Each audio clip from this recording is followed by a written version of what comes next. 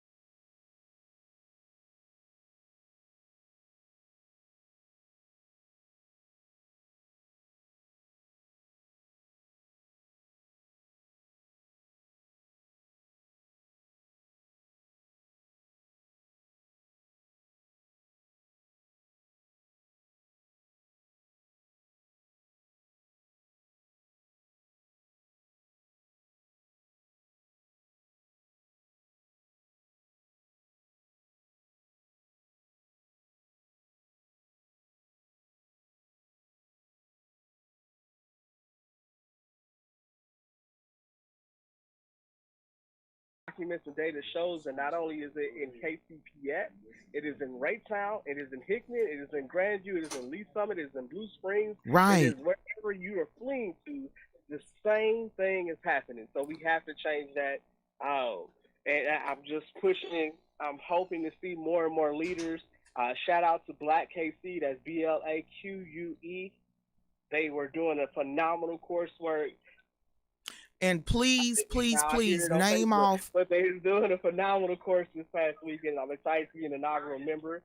The last part that I would say is the simple fact that I finished out a reflection and I posted out another publication. If you all have chance, I will put it in the comment section, the link to go to it. It is my reflection of MLK Day. Are we living his dream?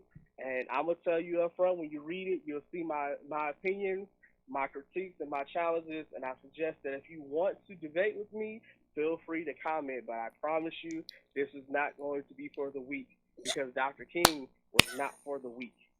And see, that's why he's my bonus son. That's why he's my son, y'all, because y'all know I don't bite my tongue, because the leaders who made it to where I can sit on this platform, if they'd have bit their tongue, I would not be here. I would still be somewhere else, but I wouldn't be here. So, son, I love you. I thank you. Please put the names of those people and the ordinances that you talked about. Put everything in the comments for the people who want to watch the show later. And then, son, don't forget to go into YouTube and put it in the comments as well, because I was watching our YouTube video last week, and because I always review the videos, and I was like, dog it, that would be good if he put it in YouTube. So tell everybody who you are. I'll put it in there. I will put it in there. All righty, and tell everybody who you are. This is George Fuller, or Jorge Fuller. It's spelled Jorge, and I represent George or Jorge Fuller for the people. I'm looking to be the candidate that actually answers the call. I am for you. So hashtag Fuller for the people. Hashtag Fuller for the people. Thank you, son, and you have a beautiful, beautiful rest of your week. I'll talk to you on Tuesday. Right. I'll talk to you later. Bye-bye. All righty, y'all. So, okay, we were having audio technical difficulties. So we were discussing, for those who missed anything, we were discussing that here in Kansas City, we have Councilman Brandon Ellington, 3rd District at large. He proposed an ordinance to designate some of the parks in Kansas City, designate spaces for unhoused, or for the unhoused people, what we normally typically call homeless, because we've had now 2 people die in the cold, and the police are doing sweeps and taking all of these people's belongings and throwing them in the trash. And so these people have nowhere to go, nowhere to sleep. And so they're forced to sleep outside without their many of blankets that they've accumulated, and many of coats and things like that. And so they're literally dying now. Our Mayor Quentin Lucas said that he said no more sweeps. He banned sweeps, but they have them on tape doing a sweep in South Kansas City at a homeless camp. They recorded them. People had their cell phones out recording the police, and I think the Jackson County sheriffs taking these homeless people's things and throwing them unhoused. I'm not going to keep calling them homeless. Unhoused people's things and throwing them in the trash in the cold.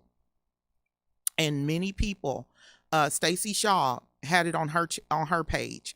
If you looking to see what's going on in Kansas City and know the truth, follow STACY or CEY SHAW. She's an attorney here in Kansas City. And she's telling the truth, and she's no holds barred, because like she said, she spent her whole entire life never being arrested, never getting in trouble, and they gave her a record when they made her. So she's on a mission.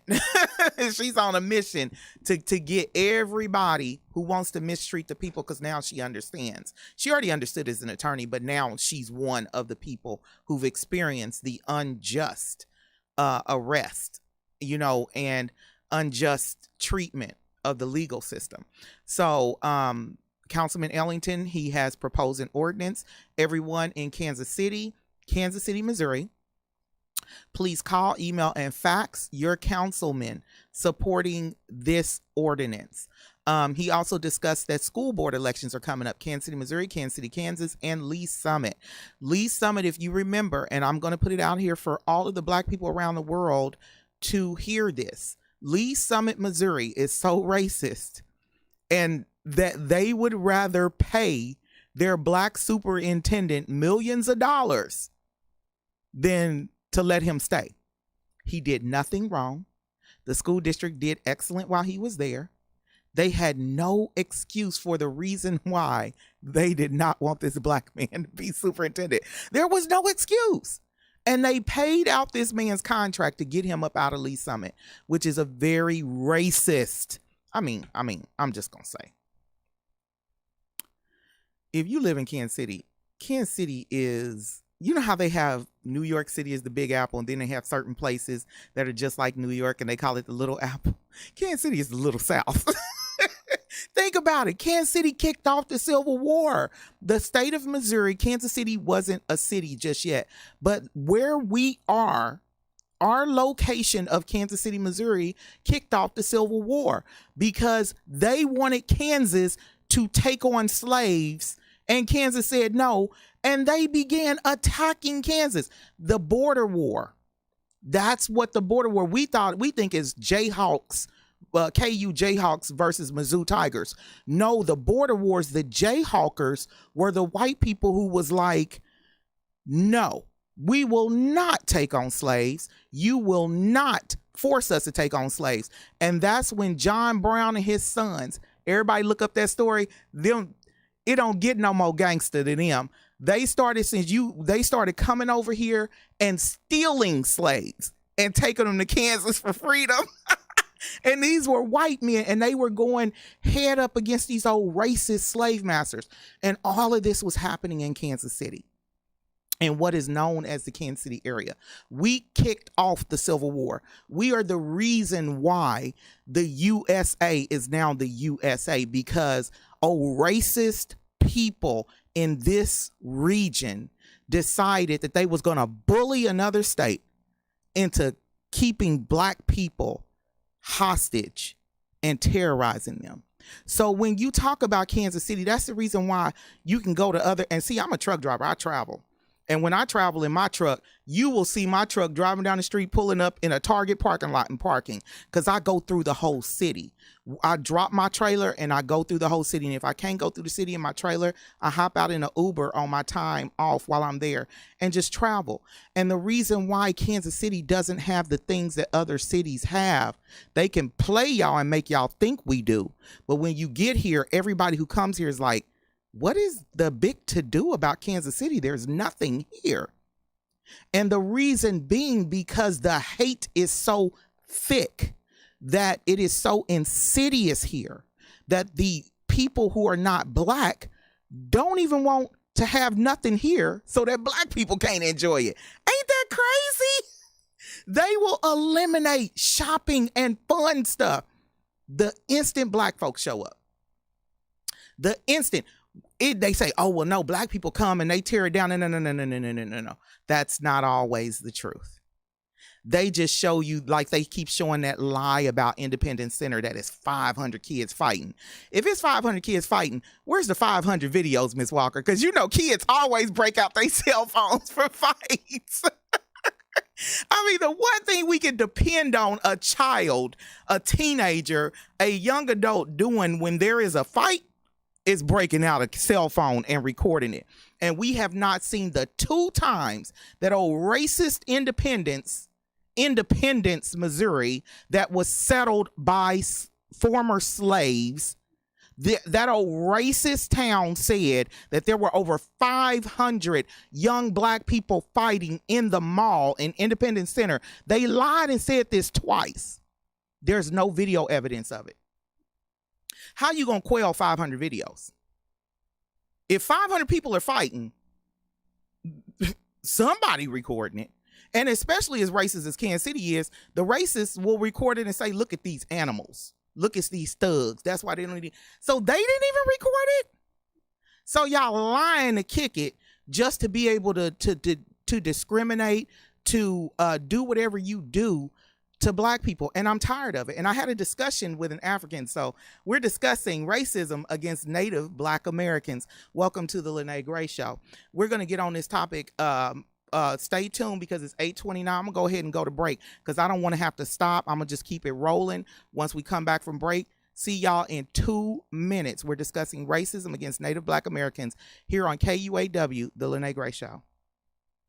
All right, you're listening to KUAW Radio, Kansas City's global community radio station. We don't only bring you videos on Facebook and YouTube, but listen to our audio only, where you'll get shows like Cheryl Underwood and Blues Time in the City. You can pick us up at www.kuaw.org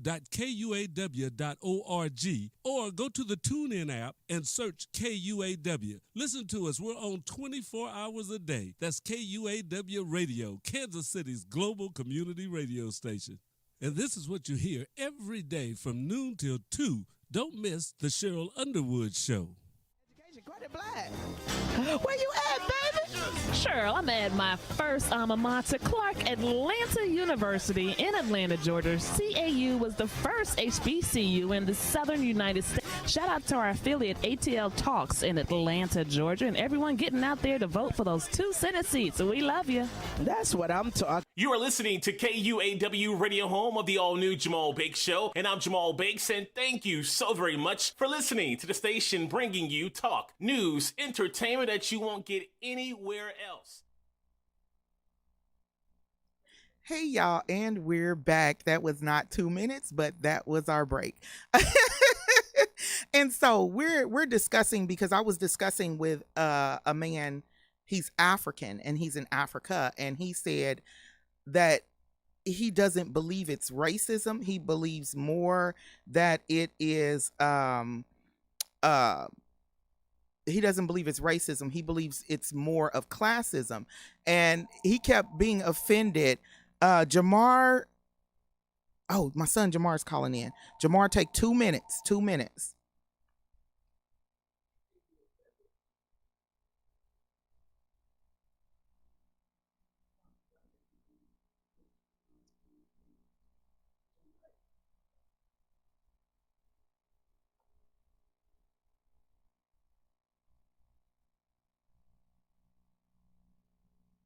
Hey, son, you got 2 minutes. Let us know what's going on. Give us your name, your company, Hey, and what's guys. going on.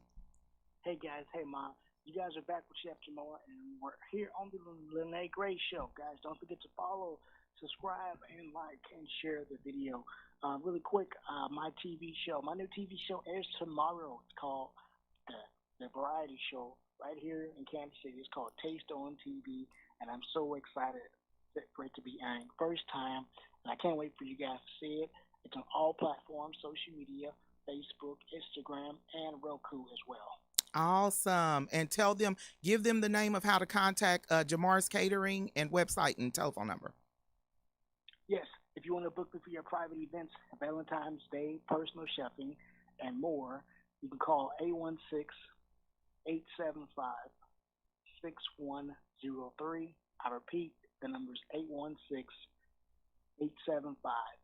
816-875-6103, or you can go to my website at chefjamar.org. And again, guys, don't forget, hey, Inauguration Day is coming up, so make sure you guys turn up, and hey, let's go, Black people and Black Power. Black Power. Love you, son. I will talk to you later. Alrighty, and now that we're off the air, son, type your information in the comment section. Matt asked a question. Matt asked a really good question. He said, what are Native Black Americans? Matt, Native Black Americans is the term used to describe Black people who are descendants of United States kidnapped and terrorized hostages. We were not the United States back then, but the descendants of the kidnapped and terrorized hostages, i.e. slaves, who were bought to this land and were kept here and kept, you know, most Native Black Americans don't speak another language. We speak Ebonics, we speak Black folk, and we speak English. And so that's how you normally can define a Native Black American, because we don't have another language that we natively speak in our homes.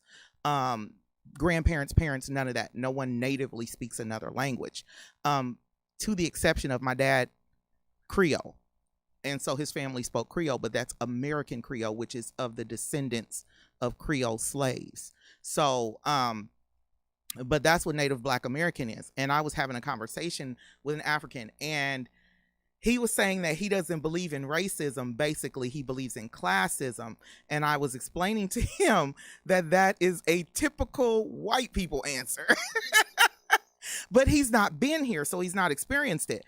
And so what I had to do was I was sharing videos with him of the comedian Godfrey, who was discussing how people treat Black Americans, Native Black Americans, and even those who are not Native Black Americans but are still Blacks look down on us, i.e. Africans, i.e. the island people. I've even seen where Samoans were like, we're not Black. And I'm looking at pictures of the original Samoans, and my great grandfather is full blood Samoan. Okay. And I'm like, these is Black folk if you ever seen them. I don't know what y'all looking at, but these are Black folk. Y'all Black. I mean, but it is a thing where everybody looks at being Black as a bad thing. But here's the issue that I have with that. Everybody rides off the back of our style, our intelligence, our spirituality. If you look at the way all the churches perform church now, just turn on any channel and look at the way every church, African, Latino, white, they all got their church style from who?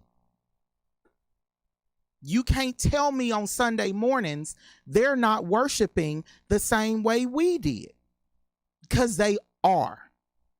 You look at the fact that you're able to look at us on your cell phones. And where did that come from? It came from, if you look at the history of the cell phone was made possible by a Black woman who invented the ability to touch tone.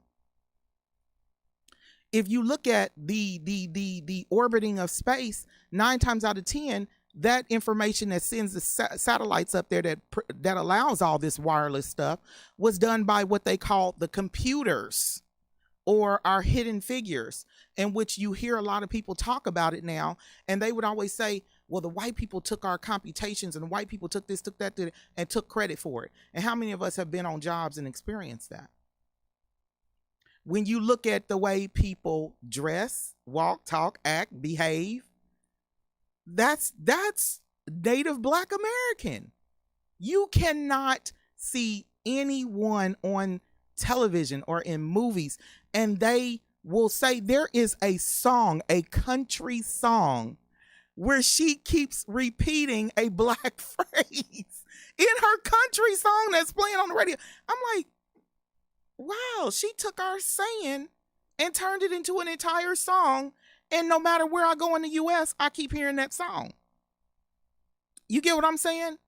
Our style, our way of dress. If it wasn't for Black music, there would be no, for real, soul culture, good music, none of that. So, and that's what I explain to people is racism in the United States, and I've said this once before, it can never be stopped.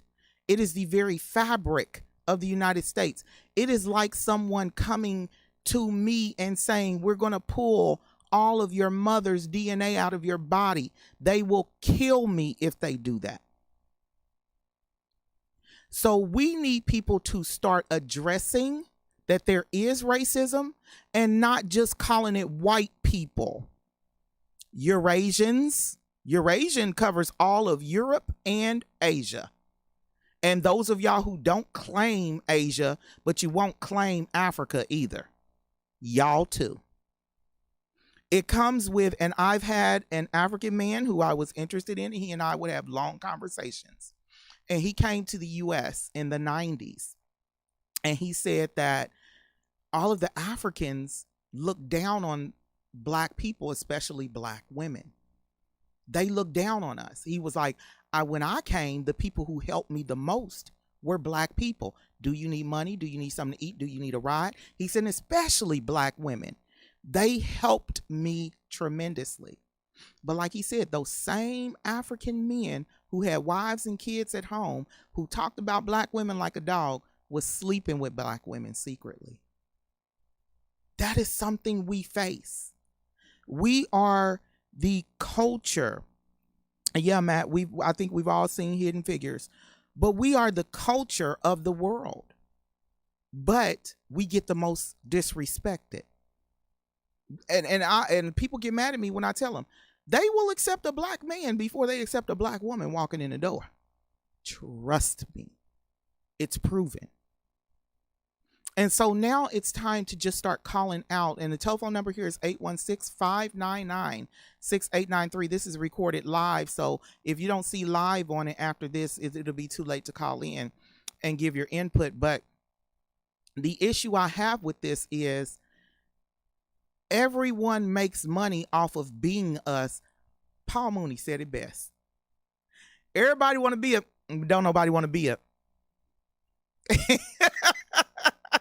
You get what I'm saying? Everybody wants to be us. But until you recognize that racism is insidious, anybody who's not black, you need to look at the fact that you are where you are based on racism. Because if there was truly a level playing field, black people would run stuff.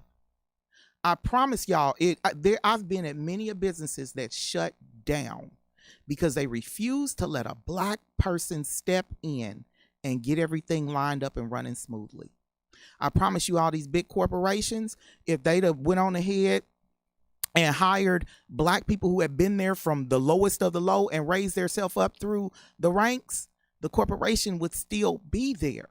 But the problem is when they do that, the black person's opinion is not respected because everybody feels like their position is imposter.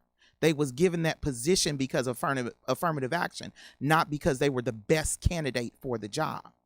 We're going to address racism and we're going to look at it in the face. If you live anywhere around an area that you can count the black folks in your area, the black families, you're benefiting from racism. You cannot call yourself, you cannot say you're not racist.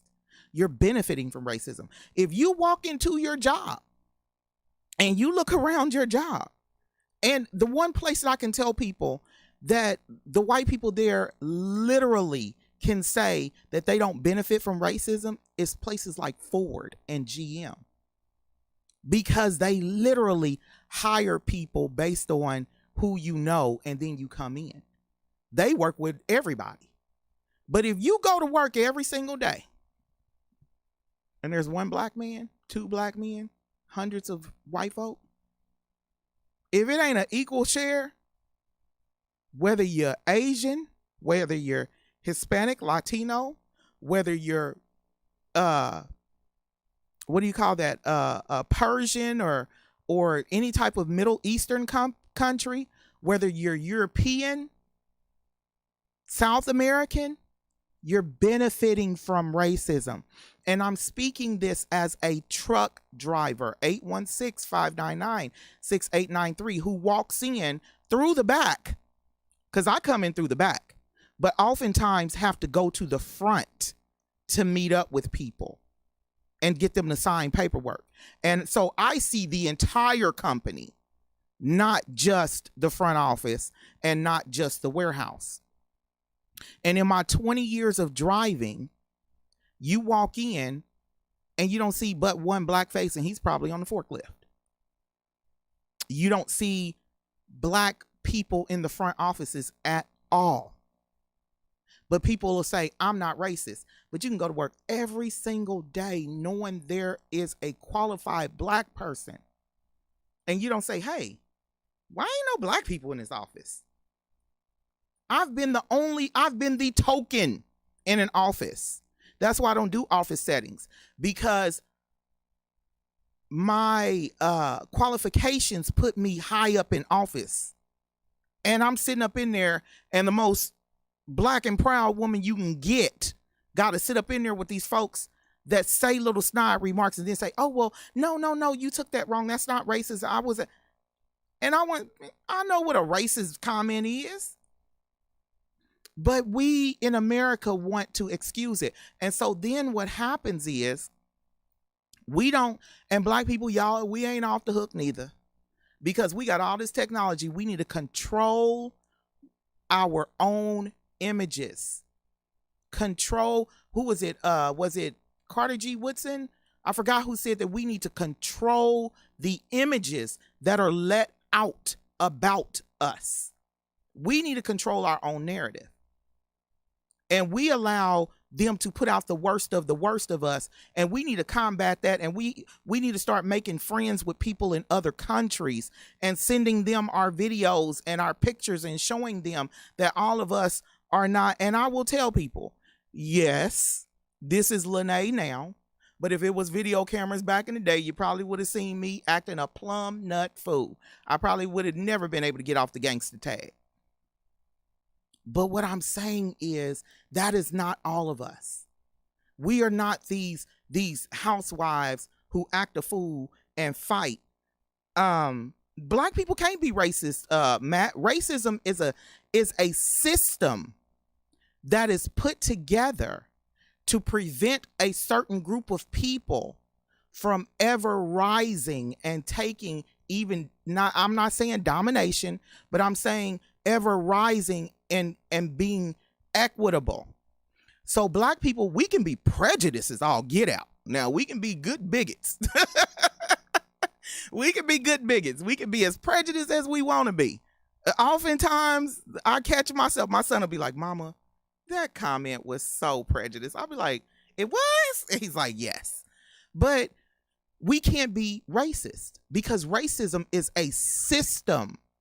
It is a dang near foolproof system put in place to prevent people from achieving the same thing as the people who are racist.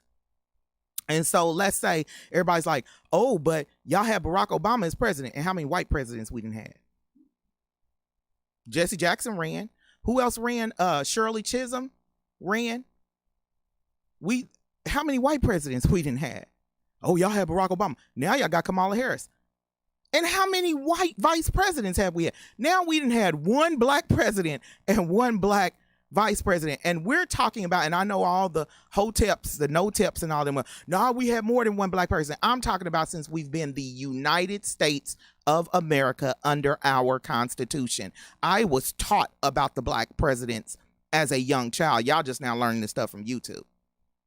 So I'm talking about under the United States of America Constitution, how many black presidents have we had? Those who fully acknowledged that they were black. One. Because they said Abraham Lincoln was black. They said his daddy was black.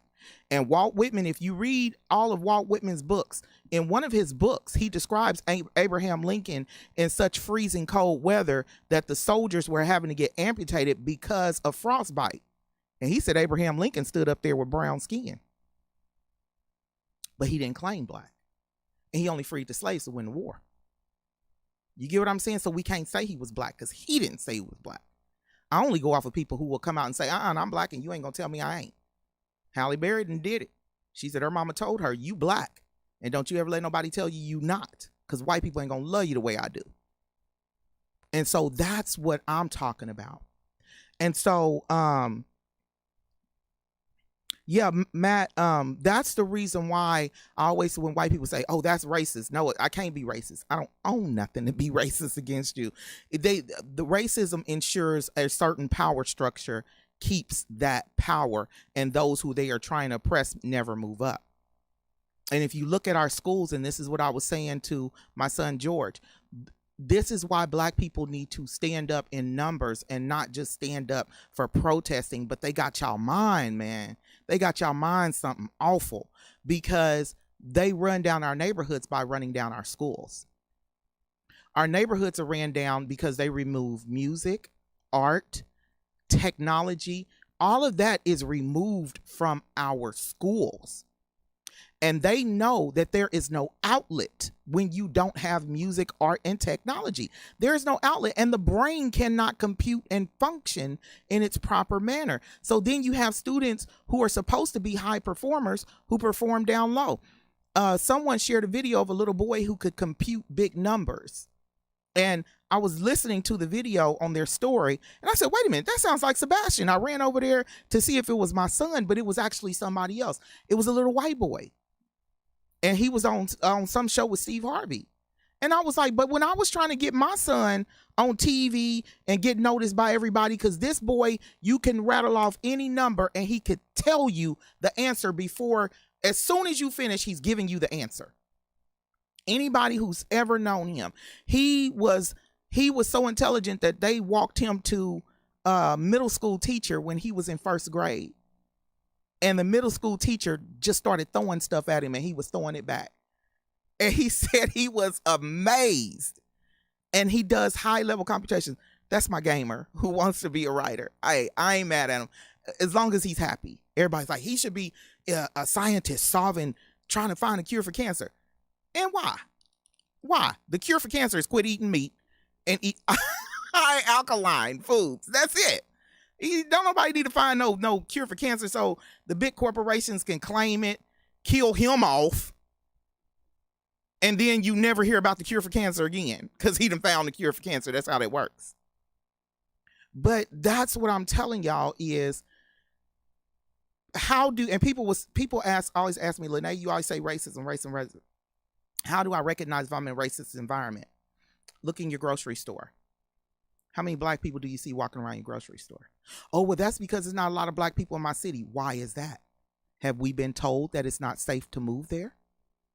Because we go where it's safe. I told someone I'm a truck driver and I drive overnight, and I literally bypass big corporation truck stops in certain cities because my spirit says, don't you stop there. Danger, Will Robinson. But it's a whole bunch of trucks parked in that truck stop. 9 times out of 10, they're not black. I will say this, and a lot of people get mad. Whites will accept Mexicans, Latinos, South Americans, and Africans and Asians, before you ever accept a black person. That's 99.99%. Like I said, I watched a Samoan argue last night like a dog, and this woman is darker than me with hair kinkier than mine. Her hair won't even fall like mine will. My hair falls. Hers afros. And I'm not black. I'm not black, and this, that, and the other, and we're not black. And she's posting pictures of Samoans, and I'm like, these is black folk. Do they look black? Yes, they absolutely look black. Look at them old wide noses, them afros. The men standing up there just cut with abs, looking like black men. But they're not black. Because it's a bad thing. And people, I've even had black people tell me, oh, I'm not black. You're not going to degrade me. I'm a scientist. Black is the most powerful color in science. Black is the most powerful color in art. Why? Because when you add black to anything, number one, in art, all colors create black. But when you add black to anything, you done changed up the whole, sprinkle us in there. You can put flavor in that bad boy. Black pepper make the food taste better. And in science, the most powerful thing, and in astronomy, black holes. Everybody talks about black holes, where when you get close to a black hole, you get sucked in. Once you go black, you never go back. Y'all know I'm gonna run with this.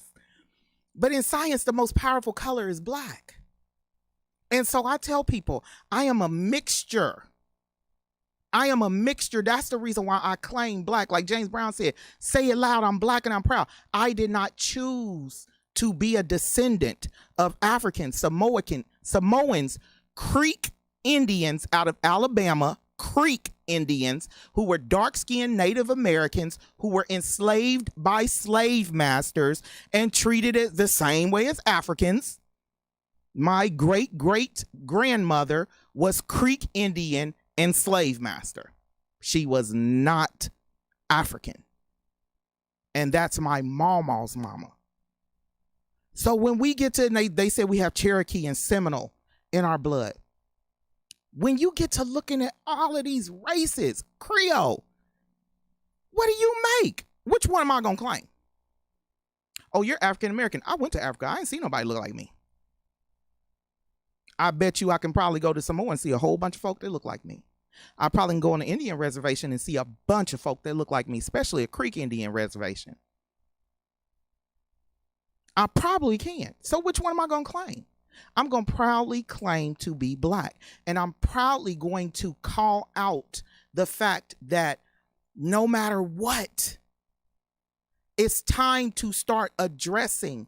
No, you can never, ever pull racism out of the fabric of this country. You will kill the country. But what do? How do you change racism? You use your white privilege or Eurasian privilege or African privilege to help us get equity, to gain equity, not equality.